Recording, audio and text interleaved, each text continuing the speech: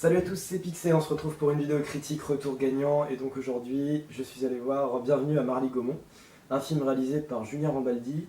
Pour ceux qui s'en souviennent et pour ceux qui s'en souviennent pas aussi, Marly-Gaumont c'était Camini, c'était en 2007. Je m'appelle Camini, je viens pas de la Tessie, je viens d'un petit village qui s'appelle le Marly-Gaumont. Alors qu'on monte sur le beat 1 qui fait... Voilà, et donc ici ce film propose de compléter un petit peu le message de la chanson et ce qu'on pouvait y trouver. Ici on a donc l'histoire de Camini, sa famille. Camini est co-scénariste de ce film, il fait également une voix off à la fin. Donc voilà, très présent dans cette histoire, Camini, beaucoup d'émotions à vouloir raconter comment s'est passée son intégration, son accueil, son arrivée à Marly-Gaumont, ce petit village de Picardie dans les années 70. Et donc voilà ce que propose le film, et je trouve que c'est bien. J'habite en Picardie et je retrouve à peu près le même genre de choses que je vois quand je sors de chez moi. Bien que le film n'ait pas été tourné en Picardie, je crois, hein, c'est pas ce que j'ai lu, ça a été tourné en Belgique, c'est un film franco-belge, et c'est un peu dommage. Ça peut arriver bien sûr, mais bon, quand on fait ce genre de film où le sujet est très centré sur un endroit, sur une culture, une tradition, ce genre de choses, c'est toujours quand même mieux d'aller bien sûr chercher l'endroit en question plutôt que de filmer ailleurs. Mais c'est pas trop grave. Mais c'est, en tant que Picard, je trouve que ça ressort bien l'idée qu'on se fait de cette région, et surtout que c'est un film d'époque, puisque ce n'est pas la Picardie d'aujourd'hui, c'est la Picardie des années 70. Déjà pour commencer, disons que le film n'en fait pas des caisses. Et c'est ça que j'apprécie dans ce genre de comédie, c'est qu'on n'a pas besoin de chercher l'humour lourd, l'humour grossier, l'humour, le gag de bêtises ou quoi, toujours avec des têtes d'affiche comme Danny Boone, comme Cadmerade, Franck Dubosc par exemple. J'avais vraiment très peur que le film tombe dans le genre de cliché de Bienvenue chez les Ch'tis par exemple, qui est une bonne comédie mais qui ne se repose sur aucune autre chose que le rire. Et c'est tout, quoi. Au bout d'un moment on fait un excès de rire. Et j'avais peur que ce soit ici un peu un genre de Bienvenue chez les Ch'tis bis, puisque vous voyez quand même que le titre s'en rapproche énormément, Bienvenue à Marly-Gaumont. L'affiche, le scénario, une famille qui vient s'installer dans le nord de la France, qui vient découvrir un peu, qui a quelques a priori, qui a peur, qui n'est pas à l'aise et qui n'est pas habitué à ce genre de milieu. Tout ça, moi je me suis dit, ça va être le Bienvenue chez les Ch'tis, avec une famille de couleurs dans le tas, histoire de changer un peu, mais sinon, et heureusement, ce n'est pas le cas. Et ça, je suis plutôt content, premier bon point, parce que le casting n'a pas besoin d'une tête d'affiche de plusieurs vedettes ou quoi pour briller. Là, on se contente d'un casting qui est pas forcément extrêmement connu, et ça suffit. De toute façon, il n'y a pas besoin d'en faire plus, il n'y a pas besoin de nous montrer autre chose que ce qu'il y a ici. C'est un vrai? Aussi vrai que celui des autres. Écoutez, je cherche quelqu'un qui est prêt à s'installer à long terme. Bien évidemment. D'ailleurs, je viendrai avec ma famille. C'est bien justement de découvrir ces acteurs dans un rôle qui leur correspond parfaitement. Parce que là aussi, on voit que leur rôle se greffe parfaitement à eux. Et c'est ça qui fonctionne encore plus. Par exemple, les enfants, dans le film, jouent plutôt bien. La plupart du temps, dans un film, quand il y a des enfants qui sont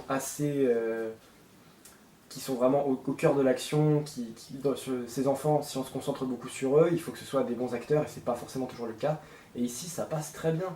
Les enfants occupent quand même pas mal de temps dans le film, et c'est bien amené, ils s'en sortent bien, ils ont aussi leurs problèmes à régler, les soucis qu'ils vont affronter, et ça passe clairement bien.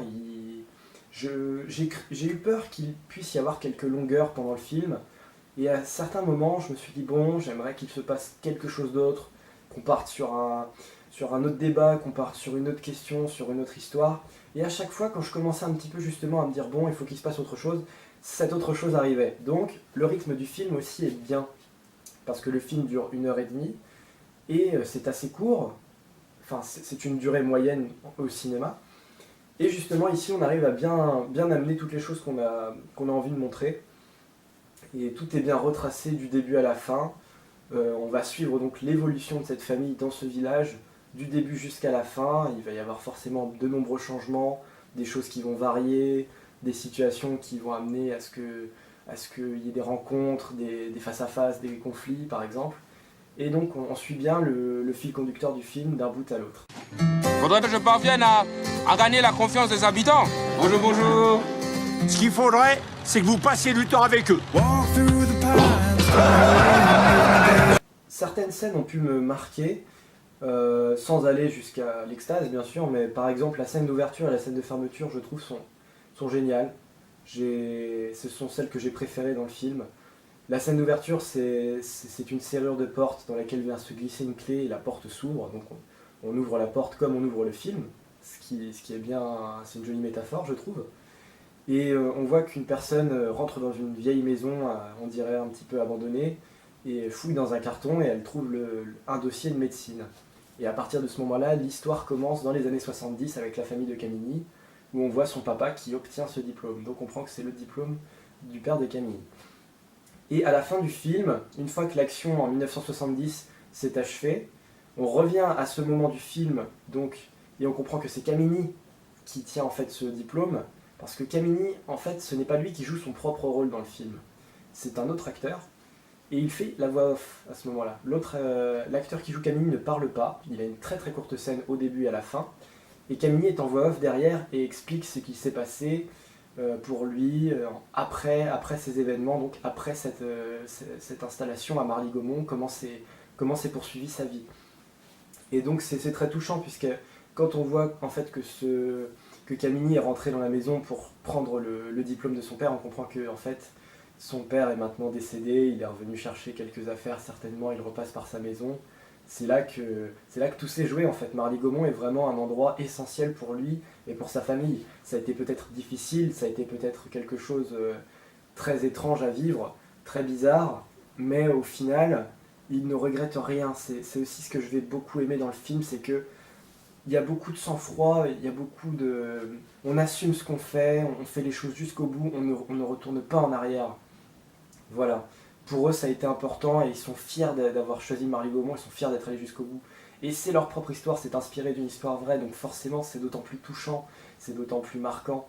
Parce que la comédie ne se repose pas seulement sur le rire, mais aussi sur des choses qui sont réalistes, qui sont vraies et qui touchent à la vie de tous les jours. La comédie est beaucoup plus terre-à-terre que certaines autres comédies nanardesques, telles que Le Fantôme de Canterville dernièrement. Là, le cinéma français, j'en pouvais plus. Là, en cette première moitié 2016, je trouvais que c'était absolument scandaleux, limite, on va dire. Et heureusement, avec ce film Bienvenue à Marly-Gaumont, on remonte un peu dans l'estime des comédies françaises. Celle-ci est beaucoup plus travaillée, beaucoup plus sensible et bien plus intelligente, bien sûr. Ça fait la différence, Et c'est l'histoire de Camini, on sait que c'est important pour lui de commencer par là, puisqu'il fallait le faire quand même pour sortir cette chanson, faire un rap au milieu des vaches, au milieu des pâtures, sur sa région, sur son village, montrer que c'est pas forcément l'éclat total de vivre en Picardie, mais que voilà, c'est assez rigolo de voir justement toutes ces différences, comment on peut trouver une stabilité justement, comment on peut se dire comment je suis arrivé ici. Toutes ces questions sont amenées dans le film et ça vient en complément de la chanson, c'est ce que je disais tout à l'heure. Et c'est bien fait, ça marque aussi. Et comme j'ai pu le dire aussi tout à l'heure, c'est une comédie d'époque, donc forcément il va y avoir des choses qui ne sont absolument plus d'actualité, ou disons beaucoup moins. Le décor, l'espace qui est utilisé est bien recréé. On a clairement l'impression d'être dans des petits villages de Picardie. Même encore maintenant, ça n'a pas beaucoup changé. Il y en a certains qui sont encore à peu près tels quels. Et à l'intérieur, les maisons, le papier peint est acheté, il est absolument affreux. C'est des papiers peints tout verts dégueulasses avec des plantes, des trucs absolument dégueulasses. Moi, quand je suis né, ce papier peint est resté encore quelques années après ma naissance chez moi. Il y avait un papier peint vraiment dégueulasse. C'est ça, voilà, on retrouve vraiment cet aspect vieux qui n'est plus du tout dans le cadre des années 2000-2010. C'est une comédie d'époque, vraiment bien ancrée dans les années 70, avec les mœurs, les mentalités qui vont avec. Poirot, très bien aussi, très bien, Poirot. Pourquoi vous me parlez comme à une idiote? Alors bonne chance et bienvenue. Contrairement à certaines comédies qui vont vous montrer que être raciste c'est mauvais, être raciste vous voyez que c'est de la violence, c'est de la vulgarité, c'est de la bêtise, ici le racisme n'est pas montré comme ça. Par exemple dans Chocolat, c'était vraiment histoire de dire c'est qu'un noir c'est moins bien que les autres, un noir de toute façon ça n'a pas sa place parmi... Enfin voilà, Chocolat c'était ça, j'avais plutôt bien aimé aussi, mais vraiment le message était profondément antiraciste. Là, le racisme, c'est pas vraiment une forme de racisme extrêmement... Enfin, c'est pas un racisme, comment dire, c'est plutôt une forme d'ignorance en fait. Puisque ces habitants de Marly-Gaumont qui vont découvrir en gros cette famille vont plus avoir de la peur et de la non-compréhension, en fait, ils savent pas quoi faire. Ce sont des personnes qui n'ont jamais vu des gens de couleur dans leur village. Il n'y a pas de personnes maghrébines, il n'y a pas de personnes d'origine asiatique, et il n'y a certainement pas non plus de noirs dans leur village, ce sont les premiers arrivés. Et c'est un peu rencontre du troisième type du coup. Certains vont réagir un petit peu plus mal que d'autres, certains ne vont pas comprendre, et c'est en fait, pour la plupart du temps, c'est vraiment de l'ignorance. Et petit à petit, au fur et à mesure du film, il y a une fin heureuse bien sûr, l'intégration va se faire, ce médecin et sa famille vont tout faire pour essayer de gagner la confiance des habitants, pour pouvoir vivre normalement, être traités normalement. Et du coup, on voit au final que ce racisme, entre guillemets, était juste une forme de bêtise, une forme c'était quelque chose qu'ils ne connaissaient tout simplement pas, les habitants de Marly-Gaumont, et qui, eux aussi, doivent apprendre à découvrir ce que c'est qu'un pays cosmopolite où vous pouvez croiser des gens de plusieurs nationalités, même en Picardie, dans le trou du cul du monde, il faut aussi un jour s'y attendre, c'est comme ça arrive, et pour eux, il faut aussi s'y faire. Voilà. Ce qui est aussi intéressant, c'est ce que je disais, puisque ce n'est pas le racisme pur et dur de vraiment cracher sur les gens histoire de dire qu'on les aime pas parce qu'on est profondément raciste. Non, ici c'est vraiment de l'ignorance. Il y a une scène quand même qui m'a vraiment fait tiquer à la fin du film où j'ai fait la grimace. Vous verrez qu'à la fin du film, donc l'action principale se termine à peu près, le médecin est pratiquement entièrement intégré, bien que son poste est remis en question, puisque si le maire du village n'est pas réélu, son poste de médecin va sauter. Et à la fin du film, tous les enfants font un spectacle de fin d'année, et le spectacle de fin d'année n'est ni plus ni moins que l'histoire que vous venez de voir, c'est-à-dire que le spectacle, c'est l'installation de ce médecin dans Marly-Gaumont, les problèmes qu'il va affronter, les bons moments aussi, il va accoucher une femme, et à partir de ce moment-là, les gens vont commencer à le prendre au sérieux en tant que médecin, et là, il va avoir des patients, ses journées vont être bien occupées, on va le prendre au sérieux, et il va pouvoir exercer sa fonction normalement avec des gens qui vont le payer, qui vont pas se foutre de lui. Et donc, là, tout ce moment-là du film est retranscrit donc sur scène avec les enfants qui le font, et à ce moment-là, vous avez les parents dans le tas qui font « ouais, c'est bien, bravo, il faut s'intégrer ». À un moment, à la fin, il y en a un qui dit « ouais, toi t'es noir, je t'aime pas », et là les parents, ils font « ouh, c'est pas bien, et tout. Ouais, mais bon, c'est un peu gros, surtout que ce qui est encore plus gros, c'est la maîtresse, là, la maîtresse d'école qui vous dit « toute cette histoire a été inventée et imaginée par les enfants ». Non, c'est pas possible. Alors là, c'était peut-être le moment du film le moins réaliste. Là, on commence justement à vriller vers le cliché, justement, l'humour un peu débile, même si c'est même pas humoristique cette scène, mais c'est gros de se dire que les enfants vont réagir face à ça. Les enfants étaient aussi racistes au début du film, ils ne comprenaient pas non plus.